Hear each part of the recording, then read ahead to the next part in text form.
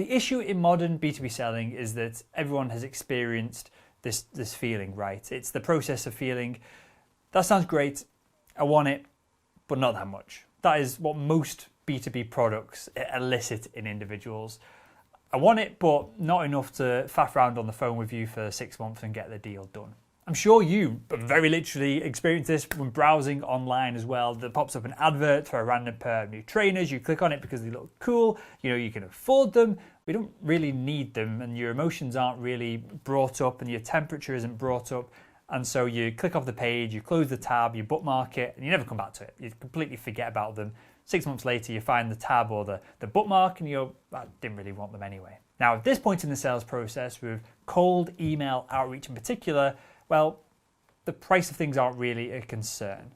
The most important thing at this point of the sales process is to get the emotions riled up just a little bit in your potential partner, and this will show you whether they actually want to take action in the future or not. If someone has their emotions raised just a little bit and isn't interested, well, they're not going to be interested when the emotions boil down a little bit later on either. So there's a couple of formulas that we're going to run through here, and these are brilliant for getting attention and then overcoming a potential customer's hesitation on the issue of price, credibility, or anything else that might hold them back from just replying to your message, because clearly that's the first goal here, right? These are systems for building content, and they're going to make up a huge percentage of the text that you're going to include within the body of your emails moving forward.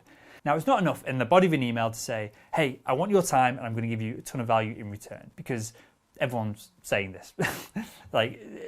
If you're doing what everyone else is doing, you're going to get the same results as everyone else is. And most people are getting a 1 to 3% reply rate. We want a 20 to 50% reply rate to our emails. That's why we're going through all this content. So we need to be more sophisticated in our offer of value. So let's run through a couple of these formulas. First up, we've got building pressure, which equals problem plus agitation times solution. So let's run through this now, because when we understand that people are more likely to act to avoid pain rather than gain something new, as in I'm going to run faster if there's a tiger in front of me than if someone's dangling $5,000 cash in front of me and I can nearly grab it. When we understand this, we can structure our emails using this formula. So this might be the most reliable sales formula ever invented for words on a page or text on a computer screen.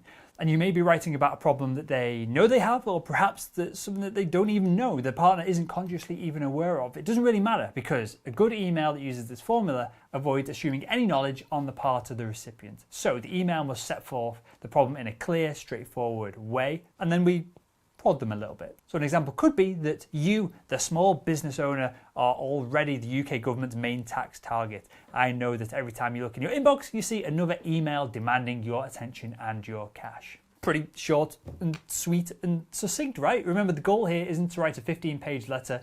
You're just trying to align the buyer's problem with a potential solution. And once the problem is clearly established and factually established, it's time to inject a little bit of emotion into the conversation. So the second step is called the agitation process. This means that we're going to stir the potential customer's emotional response just a little bit in regard to this particular problem. We're going to tap into their anger, their resentment, their embarrassment, or their fear. We want to make this issue in that specific moment, not for the rest of their life. We don't want them becoming stressed out, suicidal maniacs. Just in that moment that they open the email, we want them to feel that, oh God, this problem is pretty bad. So for another example with this agitation in there, if you insist on being a sitting duck for the government as they go on their tax rampage, you're going to waste money, resources, not to mention your profitability, or perhaps even the chance to stay afloat. I know that this often keeps people up at night, which leads to a vicious cycle of pain.